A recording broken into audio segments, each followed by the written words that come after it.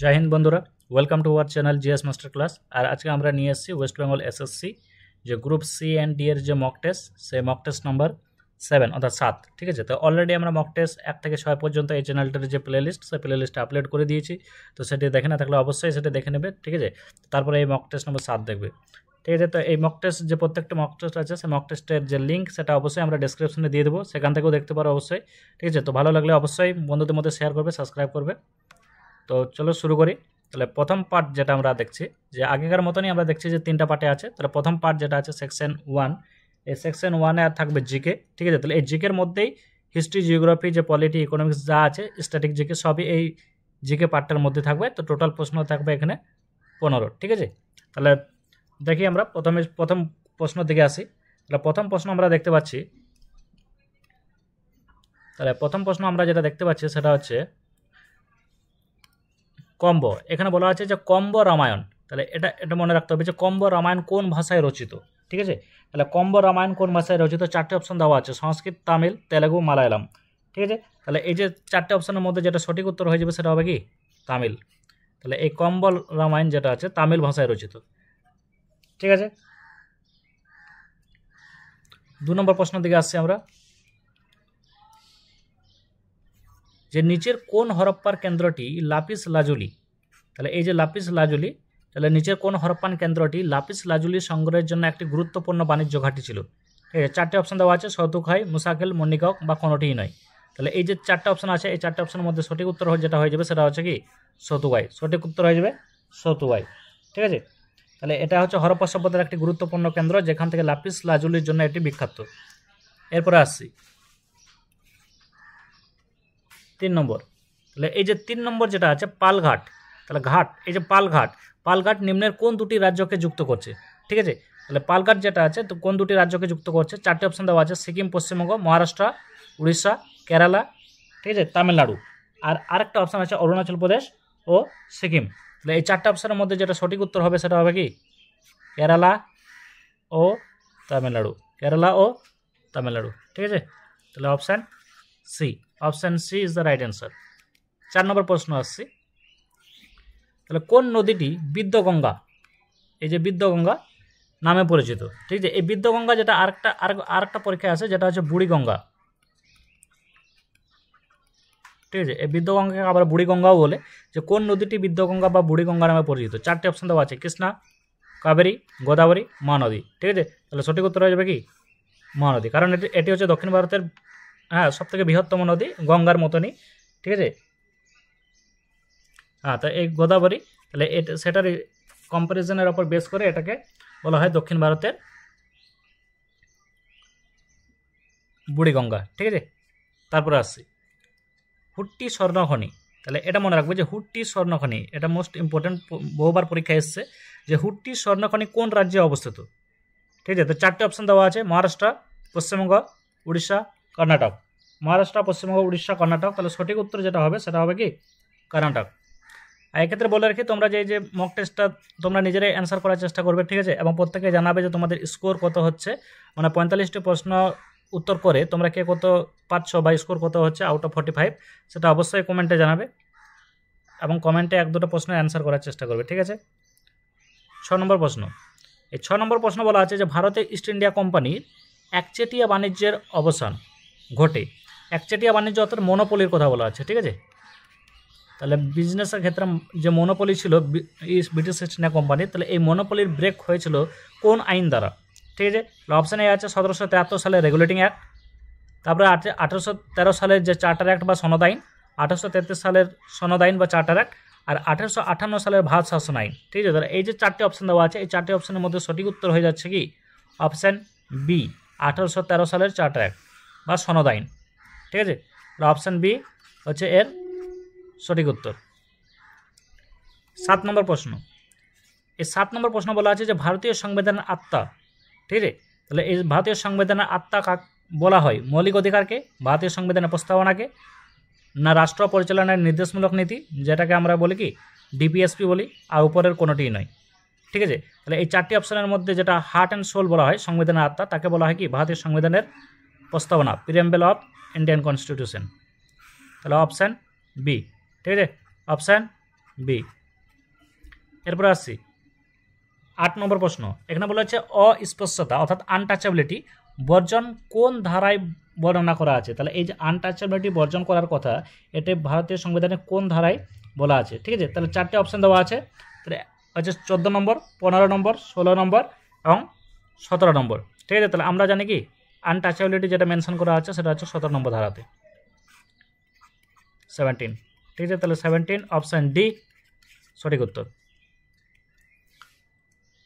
9 নম্বরে আসছি, বলা হচ্ছে বিখ্যাত উপন্যাস প্রাইড অ্যান্ড প্রিজুডিস এর লেখক কে বা লেখক হলেন? ঠিক আছে, তাহলে 4টে অপশান আছে, Jane Austen, George Eliot, Charles Dickens, Leo Tolstoy. তাহলে সঠিক উত্তর হয়ে যাবে অপশান এ। সঠিক উত্তর হয়ে যাবে অপশান এ, জেন অস্টিন। ঠিক আছে, জেন অস্টিন। ঠিক আছে, এরপর আসছি 10 নম্বর, বলা আছে ব্লাড ক্যান্সার। এই যে ব্লাড ক্যান্সার যেটা আছে, এই ব্লাড ক্যান্সারের অপর নাম কি? তাহলে ব্লাড ক্যান্সারের অপর নাম কি?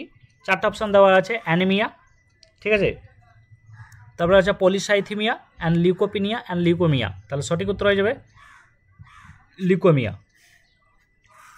ঠিক আছে, এই লিউকোমিয়া যেটা আছে এটাকে বলা হয় ব্লাড ক্যান্সারের অপর নাম। এখানে কি হয় না, শ্বেতকণিকার একটা অস্বাভাবিক বৃদ্ধি দেখা দেয়।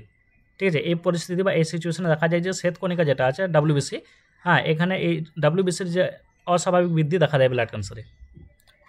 11 নম্বর প্রশ্ন, এখানে বলা আছে যে দক্ষিণ ভারতের সর্বোচ্চ শৃঙ্গ কোনটি? ঠিক আছে, তাহলে দক্ষিণ ভারতের সর্বোচ্চ শৃঙ্গ 4টে অপশান আছে, পালানি পাহাড়, দোদাবেদা, আনাইমুদি, কোনোটাই নয়। ঠিক আছে, তাহলে সঠিক উত্তর কী হবে? আনাইমুদি। সঠিক উত্তর হয়ে যাবে আনাইমুদি। ঠিক আছে, এরপরে 12 নম্বর প্রশ্ন বলা আছে যে কংগ্রেস ওয়ার্কিং কমিটি কোন স্থানে ভারত ছাড়ো আন্দোলনের প্রস্তাব গ্রহণ করে? তাহলে কংগ্রেসে এই যে ভারত ছাড়ো আন্দোলন যে প্রস্তাব আছে সেটা কংগ্রেস ওয়ার্কিং কমিটি কোন স্থানে সেটা গ্রহণ করে? 4টি অপশান আছে, ওয়ার্ধা, বারাণসী, কলকাতা, দিল্লি। তাহলে সঠিক উত্তর হয়ে যাবে অপশান এ, ওয়ার্ধা। ঠিক আছে, সঠিক উত্তর হয়ে যাবে কি অপশান এ, ওয়ার্ধা। তারপরে কোন সংগঠনের প্রতিষ্ঠার সাথে সেফটি ভালভ তথ্যটি সম্পর্কিত? ঠিক আছে, 4টে অপশান দেওয়া আছে, অর্থাৎ এই যে সেফটি ভালভ থিওরি যেটাকে বলা হয়, এই সেফটি ভালভ থিওরিটি কোন সংগঠন বা কোন অর্গানাইজেশনের প্রতিষ্ঠানের সাথে সম্পর্কিত? ইন্ডিয়ান অ্যাসোসিয়েশন যেটাকে ভারত সভা বলা হয়, ব্রিটিশ ইন্ডিয়ান অ্যাসোসিয়েশন, নাকি ইন্ডিয়ান ন্যাশনাল কংগ্রেস, না ইন্ডিয়ান ন্যাশনাল কনফারেন্স? তাহলে এক্ষেত্রে সঠিক উত্তর হয়ে যাবে আমরা জানি কি ইন্ডিয়ান ন্যাশনাল কংগ্রেস। এক্ষেত্রে একটা প্রশ্ন তোমরা অবশ্যই কমেন্টে জানাবে যে এই যে ইন্ডিয়ান ন্যাশনাল কংগ্রেস আছে, এই ইন্ডিয়ান ন্যাশনাল কংগ্রেসের ফার্স্ট যে প্রেসিডেন্ট, সেই প্রেসিডেন্টের নাম কি? ঠিক আছে, এটা কমেন্টে অবশ্যই তোমরা জানাবে। 14 নম্বর প্রশ্ন বলা আছে রেগুর মৃত্তিকা বা যেটাকে রেগুর সয়েল বলা হয়, ঠিক আছে, এই রেগুর মৃত্তিকা কোন চাষের জন্য সুপরিচিত? ঠিক আছে, 4টে অপশান আছে, পাট অর্থাৎ জুট, ঠিক আছে, কফি, কার্পাস, চা। তাহলে 4টে অপশানের মধ্যে সঠিক উত্তর হয়ে যাবে কি কার্পাস অর্থাৎ কটন। ঠিক আছে, তো 4টে অপশানের মধ্যে সঠিক উত্তর হয়ে যাচ্ছে কার্পাস। 15 নম্বর প্রশ্ন, এই 15 নম্বর প্রশ্ন বলা আছে যে সম্রাট অশোক কার কাছ থেকে বৌদ্ধ ধর্মে দীক্ষা নেন? তাহলে সম্রাট অশোক কার কাছ থেকে বৌদ্ধ ধর্মে দীক্ষা নেন? তাহলে সম্রাট অশোক যে কলিঙ্গ যুদ্ধের পর যে বৌদ্ধ ধর্মে দীক্ষিত হন, তাহলে এই সম্রাট অশোক কার কাছ থেকে এই বৌদ্ধ ধর্মের দীক্ষা নেন? ঠিক আছে, 4টে অপশান আছে, বৃহদ্রথ, ব্রহ্মগুপ্ত, বিষ্ণুগুপ্ত আর অপশান ডি আছে উপগুপ্ত। ঠিক আছে, তাহলে সঠিক উত্তর কী হবে? সঠিক উত্তর হবে অপশান ডি, উপগুপ্ত। ঠিক আছে, অপশান ডি, উপগুপ্ত। তাহলে আমরা দেখে নিলাম এখানে যে টোটাল 15টা প্রশ্ন আমরা দেখে নিলাম। ঠিক আছে, এরপরে যে সেকশন 2 অর্থাৎ 2 নম্বর সেকশনে আসছে ইংলিশ, এখানেও থাকছে 15টা প্রশ্ন। ঠিক আছে, তো এই 15টা প্রশ্ন আমরা দেখে নেবো এরপরে পরপর। প্রথম প্রশ্ন আসছি, এই প্রথম প্রশ্নতে বলা আছে যে choose the synonym of lethargic.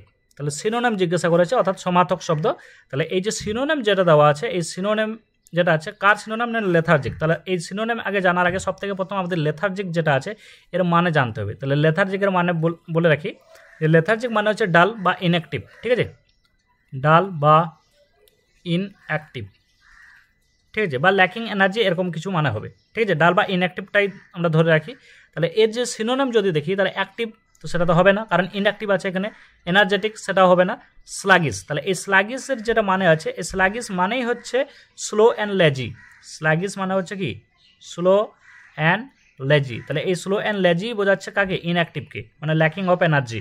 তাহলে এটা সঠিক উত্তর হয়ে যাবে কি? Option C, sluggish. তাহলে আমরা দেখতে পেলাম যে লেথার্জিক যেটা আছে, এই লেথার্জিকের যে সিনোনিম সমার্থক শব্দ সেটা পেয়ে গেলাম আমরা স্লাগিস, অপশান সি। ঠিক আছে, তাহলে এই যে সিনোনিমগুলো যে দেওয়া আছে এগুলো প্রত্যেকটা সিনোনিমই যে গ্রুপ সি ডি লেভেল যেটা আছে বা পিএসসি লেভেলের, ঠিক আছে, বিভিন্ন পরীক্ষায় আসা সিনোনিম। ঠিক আছে, তো এগুলো ভালো করে তোমরা দেখে রাখবে, একবার না হলে ভিডিওটাকে একবার দুবার দেখবে, অবশ্যই বুঝতে পারবে। 2 নম্বর প্রশ্ন বলা আছে choose the synonym of belligerent. আবার দিয়েছে সিনোনিম, তাহলে সিনোনিম কার সিনোনিম? না বেলিজারেন্ট। ঠিক আছে, তাহলে আমরা প্রথমে দেখবো যে বেলিজারেন্ট যে শব্দটি আছে, তাহলে এই বেলিজারেন্ট মানে কি? তাহলে এই বেলিজারেন্ট মানে হচ্ছে অ্যাগ্রেসিভ, ঠিক আছে, বা হস্টিলিটি বলা যেতে পারে। ঠিক আছে, হস্টিলিটি বা ওয়ার লাইক অ্যাটিটিউড। ঠিক আছে, ওয়ার লাইক অ্যাটিটিউড। ঠিক আছে, ওয়ার লাইক অ্যাটিটিউড। তাহলে এখানে দেখতে পাচ্ছি পিসফুল, সেটা তো অ্যান্টোনিয়াম হয়ে যাচ্ছে লাভিং, সাই। তাহলে সঠিক উত্তর হয়ে যাবে কি?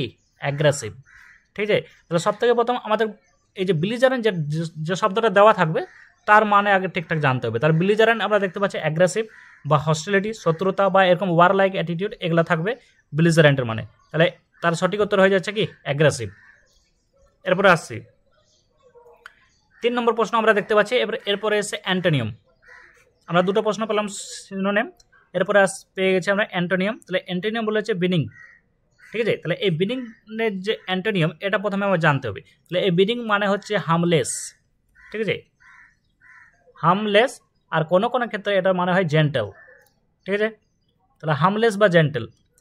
তাহলে এই যে 4টা অপশান দেওয়া আছে সফট, প্লেজেন্ট, মাইল্ড, এগুলো সবই হচ্ছে কি এর সিনোনিম। তাহলে সঠিক উত্তর হয়ে যাবে কি? ম্যালিগনেন্ট, যেটা হচ্ছে কি হার্মফুল। ম্যালিগনেন্ট মানে হচ্ছে হার্মফুল। ঠিক আছে, তাহলে অ্যান্টোনিয়াম যেটা হচ্ছে বেনিং, যেটা হার্মলেস, আর তারই অপোজিট বা অ্যান্টোনিয়াম হচ্ছে কি? ম্যালিগনেন্ট, যেটা হচ্ছে হার্মফুল। ঠিক আছে, এরপরে আসছি 4 নম্বর প্রশ্ন। 4 নম্বর প্রশ্ন আবার এসছে অ্যান্টোনিয়াম। ঠিক আছে, 4 নম্বর প্রশ্ন যেটা আছে সেটা হচ্ছে অ্যান্টোনিয়াম, যেটাকে বলছে ট্রিভিয়াল।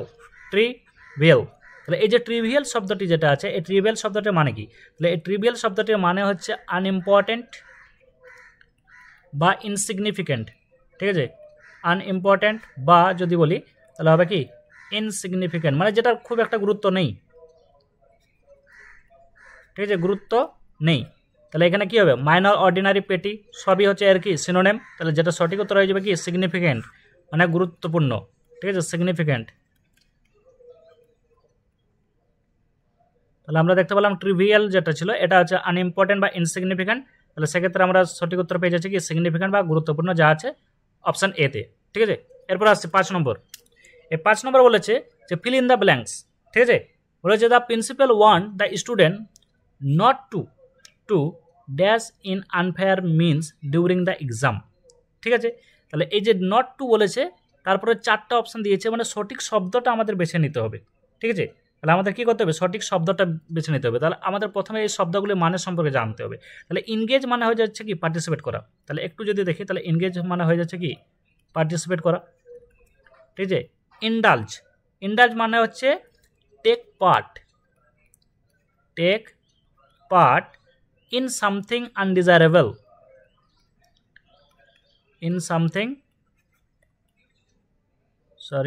undesirable।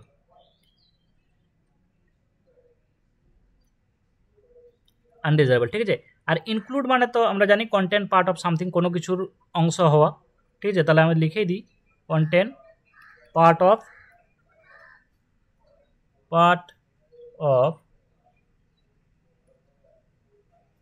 সামথিং। আর ইনভলভ মানেই তো বি পার্ট অফ, অর্থাৎ কোনো কিছুতে যুক্ত হওয়া।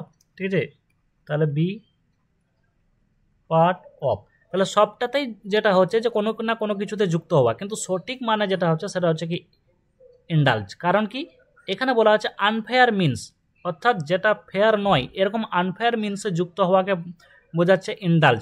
আর এখানে যেটা বলা আছে আনফেয়ার মিনস, অর্থাৎ চিটিংয়ের কথা বলা আছে এক্সামে। প্রিন্সিপাল স্টুডেন্টদেরকে ওয়ার্ন করছে যে তোমরা চিটিংয়ে বা আনফেয়ার মিনসে যুক্ত না হওয়ার জন্য। তাহলে সঠিক উত্তর হয়ে যাবে কি? ইন্ডালজ। 4টা অপশানের মানেই কিন্তু যুক্ত হওয়া, কিন্তু সঠিক উত্তর যেটা বেছে নেওয়া হবে সেটা হবে কি? ইন্ডালজ, অর্থাৎ আনফেয়ার মিনসে যুক্ত না হওয়া, ইনডালজ। ঠিক আছে, তাহলে এটা হয়ে যাচ্ছে কি অপশান বি। বুঝতে পারলে? এরপরে আসছি 6 নম্বর প্রশ্ন। 6 নম্বর প্রশ্ন বলা আছে ফিল ইন দ্য ব্ল্যাঙ্কস আবার ইট ইজ ডিফিকাল্ট টু কোপ ড্যাশ সাচ হ্যাভি ওয়ার্কলোড।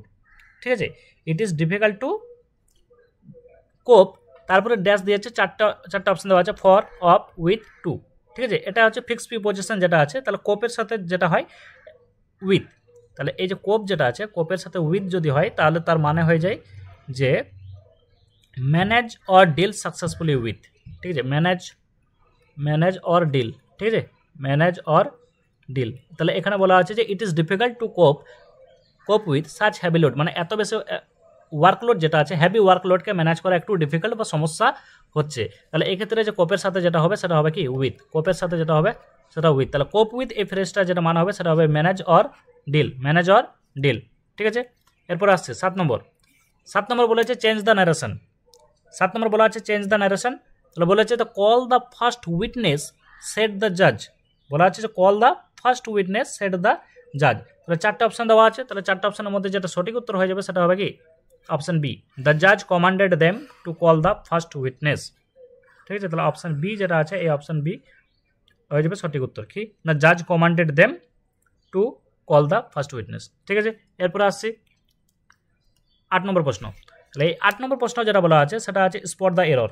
ঠিক আছে, তাহলে এখানে 4টা অপশন এভাবেই দেওয়া থাকবে, by the time we reached the station, option বিতে দেওয়া আছে দ্য ট্রেন, তারপরে দিয়েছে হ্যাজ অলরেডি লেফট, আর অপশন ডি দেওয়া আছে নো এরর। ঠিক আছে, তাহলে সঠিক উত্তর যেটা আছে এই সঠিক উত্তর মানে কোন অপশানে ভুল আছে। ঠিক আছে, তাহলে 4টা অপশনের মধ্যে আমরা দেখতে পাচ্ছি যে প্রথম পার্টটা যেটা আছে এই প্রথম পার্টটা পাস্ট টেন্সে আছে, প্রথম পার্টটা পাস্ট টেন্সে আছে, কিন্তু তারপরে যেটা পরপর দুটি ঘটনায় পাস্ট টেন্সে থাকার কথা, তাহলে এই যে হ্যাজ যেটা আছে এটা দেওয়া আছে, তাহলে এই হ্যাজটা হবে না, এটা হয়ে যাবে কি হ্যাড। মানে দুটি ঘটনা আছে, দুটি ঘটনার মধ্যে এই যে ট্রেন ছেড়ে যাওয়া, স্টেশন থেকে ট্রেন ছেড়ে যাওয়া এটা প্রথম ঘটনা, সেই জন্য এটা হয়ে যাচ্ছে কি পাস্ট পারফেক্ট। তো এখানে বসবে হ্যাড বসবে ডেফিনেটলি। আর তারপরেরটা যেটা আছে দ্বিতীয় ঘটনাটা পাস্ট ইনডিফিনাইটে আছে, তো সেটা তো অলরেডি পাস্ট ইনডিফিনাইটে আছে, মানে এটা ঠিক আছে।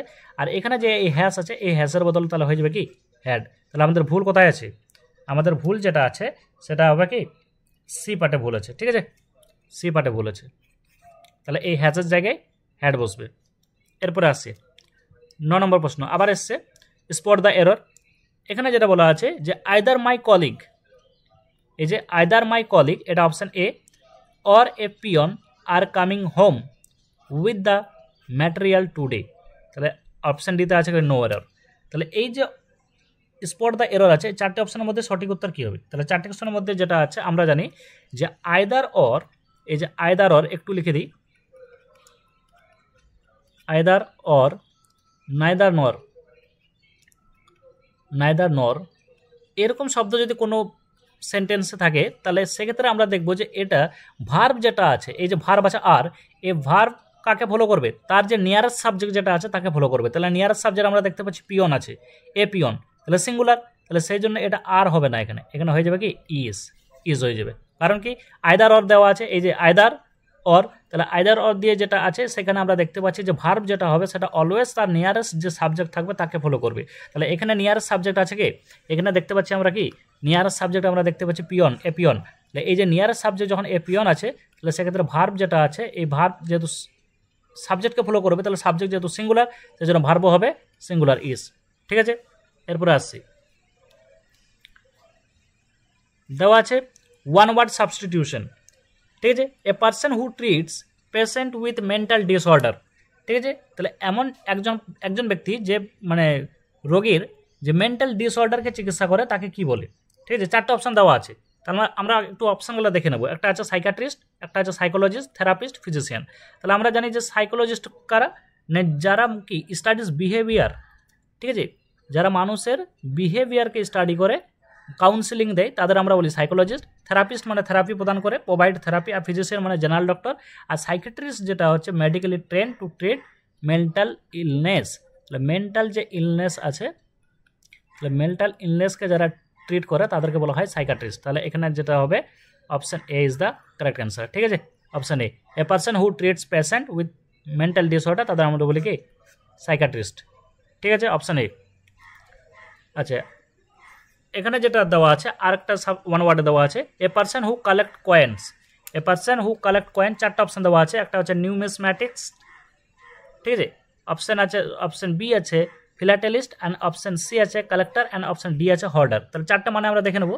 তাহলে এই যে ফিলাটেলিস্টটা আগে দেখি, ফিলাটেলিস্ট যেটা হবে সেটা হচ্ছে কি স্ট্যাম্প কালেক্টর, ঠিক আছে। তো যে স্ট্যাম্প কালেক্ট করে তাকে বলা হয় কি ফিলাটেলিস্ট, তাকে বলা হয় ফিলাটেলিস্ট, ঠিক আছে। আর নর্মাল কালেক্টর অর্থাৎ কালেক্টর যে কিছু কালেক্ট করে তাকে বলা হয় কালেক্টর। আর হর্ডার যেটা আছে যে হচ্ছে অতি সংগ্রহক, মানে অনেক যা কিছু পাই সেটাকে সংগ্রহ করে রাখে বা অনেক বেশি পরিমাণে সংগ্রহ করে রাখে, তাদের বলা হয় হর্ডার। আর যে কয়েন সংগ্রহ করে, কয়েন কালেক্ট করে তাকে বলা হয় কি নিউমেস। তাহলে এখানে হয়ে যাবে কি কয়েন কালেক্টর, নিউম্যাটিস্ট যেটা আছে সেটা হচ্ছে কয়েন কালেক্টর। তাহলে এক্ষেত্রে অপশান এ হয়ে যাচ্ছে এর সঠিক উত্তর, অপশান এ হয়ে যাচ্ছে কি সঠিক উত্তর, ঠিক আছে। এরপরে আসছি 12 নম্বর। 12 নম্বরে আছে আইডেন্টিফাই দ্য কারেক্ট ইডিয়ম। এখানে ইডিয়মটা বার করতে হবে। এই যে দাগ দেওয়া আছে নিচে, once in a blue moon, তাহলে সেন্টেন্স কি আছে, he visit us once in a blue moon so we cherish those moment, ঠিক আছে। তার মানে এটা হচ্ছে কি এটার এটা যেটা দেওয়া আছে এটা মানে হচ্ছে something that happen very rarely, এটার মানে হচ্ছে সামথিং দ্যাট হ্যাপেন,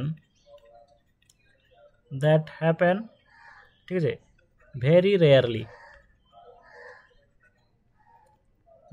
ঠিক আছে। তাহলে এটা যেটা হবে সেটা কি হয়ে যাবে, অপশান কি হয়ে যাবে A, option A is the correct answer, rarely, ঠিক আছে। মানে কি খুব কম যেটা হয় সেটাকে বলছে, ঠিক আছে। তাহলে এখানে option A is the correct answer. আচ্ছা 13 নম্বর প্রশ্ন আমরা দেখে নেবো, আইডেন্টিফাই দ্য কারেক্ট ইডিয়ম। এখানে বলা হচ্ছে সিট অন দ্য ফেন্স, তাহলে এই ইডিয়মটার যেটা মানে বার করতে হবে। তাহলে এখানে সেন্টেন্স দেওয়া আছে he sat on the fence during the debate and refusing to take side, তাহলে এটার যেটা সঠিক মানে হয়ে যাবে সেটা হবে কি রিমেন নিউট্রাল, ঠিক আছে।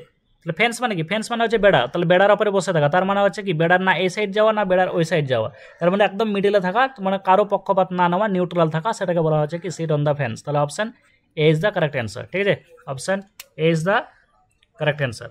এরপর আসছি চেঞ্জ দ্য ভয়েস, ঠিক আছে। তাহলে এই চেঞ্জ দ্য ভয়েস বলেছে the company had launched A new product before the festival, ঠিক আছে। তাহলে সঠিক উত্তর কে যাবে, option A new product had launched, ঠিক আছে, সরি এটা বি হবে, বি হ্যাড বিন হবে, কারণ হ্যাড আছে তো হ্যাডের সাথে বিন আসবে। A new product had been launched by the company before the festival, ঠিক আছে। তাহলে এটা হয়ে যাবে কি অপশান বি, অপশান বি। এখানে বিনটা আমি দেখতে পাইনি, এই যে হ্যাড দেওয়া আছে অলরেডি, তাহলে যখন এটাকে চেঞ্জ করবো ভয়েস তো বিন আসবে, তাহলে এই যে বিন এখানে দেওয়া আছে, তাহলে এখানে হয়ে যাবে কি হ্যাড বিন, ঠিক আছে। আর বাকি অপশানে কিন্তু হ্যাড বিন নেই, এখানে ওয়াজ দেওয়া আছে, এখানে হ্যাজ বিন দেওয়া আছে, তাহলে সঠিক উত্তর হয়ে যাবে কি অপশান বি। এরপর আসছি এই যে 15 নম্বর যেটা আছে, ঠিক আছে। তাহলে এই 15 নম্বরে দেওয়া আছে যে identify the correctly spelled word, তাহলে এটা যেটা চারটা অপশানের মধ্যে তোমরা একটু দেখবে ভালো করে, তাহলে যেটা আমরা পেয়ে যাচ্ছি সেটা হচ্ছে কি অপশান এ। আর এটাকে মনে রাখার বিষয় হচ্ছে যে মিলেনিয়ামে এল থাকবে ডবল, ঠিক আছে, এল থাকবে ডবল আর এন থাকবে ডবল, ঠিক আছে, এল থাকবে ডবল এন থাকবে ডবল, বাকিগুলোতে আমরা দেখতে পাচ্ছি না। এটাতেও এল এক সিঙ্গেল আছে, এন সিঙ্গেল আছে, এখানে ডবল এল আছে কিন্তু এন আছে কি সিঙ্গেল, ঠিক আছে। তাহলে আমরা দেখতে পাচ্ছি যে এটা মনে রাখার জন্য ডবল এল থাকবে ডবল এন থাকবে, সেক্ষেত্রে সেটা হয়ে যাবে মিলেনিয়াম, বাকিটাও দেখতে হবে। তাহলে এখানে কমপ্লিট হলো ইংলিশ। এরপরে যেটা আসছে সেটা হচ্ছে কি কারেন্ট অ্যাফেয়ার্স, ঠিক আছে। তাহলে এই কারেন্ট অ্যাফেয়ার্সের টোটাল প্রশ্ন থাকবে 15টি, ঠিক আছে। তোমরা অবশ্যই জানাবে যে তোমাদের স্কোর কত হচ্ছে, ঠিক আছে। তাহলে প্রথম প্রশ্ন আমরা দেখছি, কোন দেশের প্রধানমন্ত্রী হিসেবে পুনরায় নির্বাচিত হলেন অ্যান্থনি আলবানিজ, ঠিক আছে। তাহলে কোন দেশের প্রধানমন্ত্রী হিসেবে পুনরায় নির্বাচিত হলেন অ্যান্থনি আলবানিজ। চারটে অপশন আছে আয়ারল্যান্ড, আলজেরিয়া, অস্ট্রেলিয়া, ইংল্যান্ড। তাহলে সঠিক উত্তর হয়ে যাচ্ছে কি অপশান সি অস্ট্রেলিয়া, সঠিক উত্তর হয়ে যাচ্ছে অপশান সি অস্ট্রেলিয়া, ঠিক আছে। আচ্ছা 2 নম্বর যেটা আছে বিশ্ব অ্যাথলেটিক্স দিবস পালন করা হয় কবে, ঠিক আছে। তাহলে এই যে বিশ্ব অ্যাথলেটিক্স দিবস যেটা হয় পালন করা হয় কবে বলেছে, তাহলে চারটা অপশন দেওয়া আছে 7 মে, 8 মে, 9 মে, 10 জুন। সঠিক উত্তর হয়ে যাবে 7 মে, ঠিক আছে, 7 মে, ঠিক আছে। তাহলে এই যে বিশ্ব অ্যাথলেটিক্স দিবস অর্থাৎ বিভিন্ন যে গুরুত্বপূর্ণ দিবস আছে সেটা সম্পর্কে আমাদের জিকে প্লে লিস্টে অলরেডি ভিডিও দেওয়া আছে, তো সেটা তোমরা দেখে না থাকলে প্লে লিস্টে গিয়ে দেখতে পারো, আর অবশ্যই না হলে ডেসক্রিপশনে সেই ভিডিওটার লিঙ্ক আমি দিয়ে দেবো, ঠিক আছে, তো সেখান থেকে দেখে নেবে অবশ্যই। আর ভিডিওটি ভালো লাগলে অবশ্যই বন্ধুদের মধ্যে শেয়ার ও লাইক করবে, এতে আমাদের উৎসাহ বাড়বে, ঠিক আছে। তো পরবর্তী যে ভিডিও আছে এবং পরবর্তী ভিডিও আমরা নিয়ে আসতে উৎসাহ পাবো, ঠিক আছে, এবং আগ্রহ থাকবে, এবং তোমরা ভিডিওটাকে অবশ্যই সাবস্ক্রাইব করবে, ঠিক আছে। তো চ্যানেলটাকে অবশ্যই সাবস্ক্রাইব করবে তোমরা। 3 নম্বর প্রশ্ন দিকে আসছে, কোন নদীর ওপর অবস্থিত বাগলিহার বাঁধ থেকে পাকিস্তানের জল প্রবাহ বন্ধ করে দিল ভারত? ঠিক আছে, তাহলে এই যে বাগলিহার বাঁধ যেটা আছে এটা কোন নদীর ওপরে আছে, যেটা থেকে পাকিস্তানের যে জল প্রবাহ সেটা বন্ধ করে দিয়েছে ভারত? ঠিক আছে, তো 4টি অপশন আছে, তো সেটা সঠিক উত্তর হয়ে যাবে কি চেনাব, সঠিক উত্তর হয়ে যাবে চেনাব, ঠিক আছে, সঠিক উত্তর চেনাব। 4 নম্বর প্রশ্ন বলেছে হিউম্যান ডেভেলপমেন্ট ইন্ডেক্স HDI, তাহলে এই HDI এ ভারতের স্থান কত? ঠিক আছে, তাহলে হিউম্যান ডেভেলপমেন্ট ইন্ডেক্স যেটা দেওয়া আছে এই HDI ভারতের স্থান কত? ঠিক আছে, তাহলে এক্ষেত্রে সঠিক উত্তর হয়ে যাবে কি 130, অপশান সি 130, ঠিক আছে। এরপর আসছি 5 নম্বর প্রশ্ন, কোথায় 12th অর্থাৎ 12তম যেটা আছে গ্লোবাল স্পেস এক্সপ্লোরেশন কনফারেন্স অর্থাৎ GLEX 2025 আয়োজন করবে ভারত? তাহলে এটা মনে রাখবে, এটা মোস্ট ইম্পর্টেন্ট আছে যে global space exploration conference GLEX 2025 আয়োজন করবে ভারত, ঠিক আছে। তাহলে এটার যেটা সঠিক উত্তর হয়ে যাবে সেটা হবে কি নিউ দিল্লি, ঠিক আছে, তারপরে হচ্ছে অপশান সি। এরপর আসছি কোশ্চেন নম্বর 6 অর্থাৎ 6 নম্বর প্রশ্ন, ইন্টারন্যাশনাল বুদ্ধ অ্যাওয়ার্ড, এটা মনে রাখবে, ঠিক আছে, ইন্টারন্যাশনাল বুদ্ধ অ্যাওয়ার্ড 2025 ভূষিত হলেন কে? ইন্টারন্যাশনাল বুদ্ধ অ্যাওয়ার্ড 2025 ভূষিত হলেন কে? 4টে অপশন আছে, শারদ বিবেক, সাগর আনন্দ কুমার, মোহাম্মদ ইউনুস, মুস্তফা ইউসুফ আলী। তাহলে সঠিক উত্তর হয়ে যাবে কি option D Mustafa Yusuf Ali, option D. আর তোমরা চ্যানেলটিকে অবশ্যই সাবস্ক্রাইব করে রাখবে এবং তোমরা জানাবে যে যদি তোমাদের এই যে কারেন্ট অ্যাফেয়ার্স, এই মোস্ট ইম্পর্টেন্ট যে কারেন্ট অ্যাফেয়ার্স একদম এক্সাম ওরিয়েন্টেড, সেগুলোকে আমরা এক জায়গায় বাঞ্চ করে পরে আপলোড করব। তো তোমরা যদি অবশ্যই কমেন্টে জানাও তো তাহলে আমরা আপলোড করব অবশ্যই, ঠিক আছে। তো অবশ্যই তোমরা কমেন্টে জানাবে। আর যে কারেন্ট ওয়াইজ টপিক ওয়াইজ যেটা আছে সেগুলো আমরা অবশ্যই এই চ্যানেলটির মধ্যে আপলোড করবো, তো তাই চ্যানেলটিকে সাবস্ক্রাইব করে রাখবে, ঠিক আছে। তাহলে কোশ্চেন নম্বর 7 আমরা দেখছি যে 72 মিস ওয়ার্ল্ড ফেস্টিভ্যাল হিউম্যানিটেরিয়ান অ্যাওয়ার্ডে ভূষিত হলেন? তাহলে এটা 4টে অপশন দেওয়া আছে, রণবীর কাপুর, আয়ুষ্মান খুরানা, সোনু সুদ, শাহরুখ খান। সঠিক উত্তর হয়ে যাবে কি সোনু সুদ, ঠিক আছে, সঠিক উত্তর সোনু সুদ। এরপর আসছি 8 নম্বর প্রশ্ন, এখানে বলা আছে যে কোন ধরনের ক্রিকেট থেকে অবসর নিলেন ভারতীয় ক্রিকেটার বিরাট কোহলি? ঠিক আছে, তো 4টে অপশন দেওয়া আছে, টেস্ট, ODI, উভয়, আর একটি আছে কোনোটিই নয়। তাহলে আমরা জানি কি এটা সঠিক উত্তর হয়ে যাবে টেস্ট। এটা মোটামুটি আমরা অনেকেই জানি যারা একটু ক্রিকেট দেখি তারা, ঠিক আছে, তো এটা সঠিক উত্তর হয়ে যাবে টেস্ট। এরপরে আসছি 9 নম্বর প্রশ্ন, এখানে বলা আছে যে প্রধানমন্ত্রী formalisation of micro food processing enterprise অর্থাৎ PMFME প্রধানমন্ত্রী, ঠিক আছে, প্রধানমন্ত্রী formalisation of micro food processing enterprise প্রকল্প সফলভাবে বাস্তবায়নকারী প্রথম রাজ্য হলো? তাহলে 4টি অপশন আছে, বিহার, ঝাড়খণ্ড, গুজরাট, পশ্চিমবঙ্গ। সঠিক উত্তর হয়ে যাবে কি বিহার, সঠিক উত্তর হয়ে যাবে বিহার, ঠিক আছে, সঠিক উত্তর হয়ে যাচ্ছে বিহার। এরপর আসছি 10 নম্বর প্রশ্ন, প্রথম দেশ হিসাবে national cryptocurrency tourism payment system চালু করলো? এটা তোমরা অবশ্যই দেখে রাখবে, এটা ঠিক আছে মোস্ট ইম্পর্টেন্ট যে national cryptocurrency tourism payment system চালু করলো কোন দেশ? তাহলে 4টে অপশন আছে, ভারত, আমেরিকা, ভারত, ভুটান ও ইংল্যান্ড। তাহলে সঠিক উত্তর যেটা হয়ে যাবে সেটা হবে কি ভুটান, ঠিক আছে, সঠিক উত্তর হয়ে যাবে ভুটান, অপশান সি। 11 নম্বর প্রশ্নের দিকে আসছি, এখানে বলা আছে যে প্রথম রাজ্য হিসাবে জাহাজ নির্মাণ, মেরামত ও পুনর্ব্যবহার সংক্রান্ত নীতি চালু করলো? তাহলে যে জাহাজ নির্মাণ যেটা আছে, জাহাজ নির্মাণ, তারপর তার মেরামত এবং পুনর্ব্যবহার সংক্রান্ত নীতি চালু করলো কোন রাজ্য? তাহলে সঠিক উত্তর হয়ে যাবে মহারাষ্ট্র, সঠিক উত্তর হয়ে যাবে মহারাষ্ট্র, ঠিক আছে। এরপরে আসছি 12 নম্বর প্রশ্ন দিকে, ভারতে স্যাটেলাইট ইন্টারনেট পরিষেবা চালু করার অনুমোদন পেল, অর্থাৎ যে স্যাটেলাইট ভিত্তিক যে ইন্টারনেট পরিষেবা সেটা চালু করার অনুমোদন পেল, সেটা হচ্ছে কি ইলন মাস্কের স্টারলিংক, ঠিক আছে। এরপর আসছি 13 নম্বর প্রশ্ন, এখানে বলা আছে যে কোন রাজ্যের চিফ ইনফরমেশন কমিশনার হিসাবে শপথ গ্রহণ করলেন প্রাক্তন ইন্ডিয়ার forest officer doctor G Chandrashekar Reddy? ঠিক আছে, তাহলে 4টে অপশন আছে, গুজরাট, পাঞ্জাব, তেলেঙ্গানা, অন্ধ্রপ্রদেশ। সঠিক উত্তর হয়ে যাবে তেলেঙ্গানা, সঠিক উত্তর হয়ে যাবে কি তেলেঙ্গানা, ঠিক আছে, তেলেঙ্গানা। এরপর আসছি 14 নম্বর প্রশ্ন। 14 নম্বর প্রশ্ন বলছে 2024 সালের রিপোর্ট অনুযায়ী বিশ্বব্যাপী বায়ু ও সৌরবিদ্যুৎ উৎপাদনকারী তৃতীয় বৃহত্তম দেশ হয়ে উঠল কোন দেশ? ঠিক আছে, অর্থাৎ 2024 সালের যে রিপোর্ট অনুযায়ী বিশ্বব্যাপী বায়ু ও সৌরবিদ্যুৎ উৎপাদনকারী তৃতীয় বৃহত্তম দেশ হয়ে উঠল আমাদের ভারত। ঠিক আছে, তাহলে এক্ষেত্রে সঠিক উত্তর হয়ে যাবে কি option D, Bharat. Option D. 15 নম্বর প্রশ্ন। এখানে বলা আছে 15 নম্বর প্রশ্ন যে ভারতের প্রথম বেগার ফ্রি সিটি হিসাবে বেগার ফ্রি সিটি হিসাবে ঘোষিত হলো কোন? এই যে 4টা অপশন আছে, এই 4টা অপশনের মধ্যে কোন শহর? ঠিক আছে, তাহলে ভারতের প্রথম বেগার ফ্রি সিটি কোন শহর? ভুবনেশ্বর, জয়পুর, মুম্বাই, ইন্দোর। তাহলে সঠিক উত্তর হয়ে যাবে কি ইন্দোর। ঠিক আছে, এটা হচ্ছে আমাদের most cleanest city of India, Indore. ঠিক আছে, তো 4টে অপশনের মধ্যে সঠিক উত্তর হয়ে যাচ্ছে কি ইন্দোর। ঠিক আছে, তাহলে এই যে এখানে কমপ্লিট হলো আমাদের টোটাল যেটা আছে 45টি সেরা প্রশ্ন উত্তর। তো আমরা অবশ্যই জানাবে যে তোমাদের স্কোর কত হলো, এবং কমেন্ট করতে এবং লাইক করতে ভুলবে না, এটা আমাদের উৎসাহ এবং আগ্রহ জায়গায়। ঠিক আছে, তোমরা কমেন্ট করে অবশ্যই জানাবে যে তোমাদের কারেন্ট অ্যাফেয়ার্সের টপিক ওয়াইজ সেটা কীরকম লাগবে। হ্যাঁ, তা চাইলে আমরা এক জায়গায় বাঞ্চ করে দিতে পারবো। ঠিক আছে, তো এখানেই শেষ করছি। জয় হিন্দ।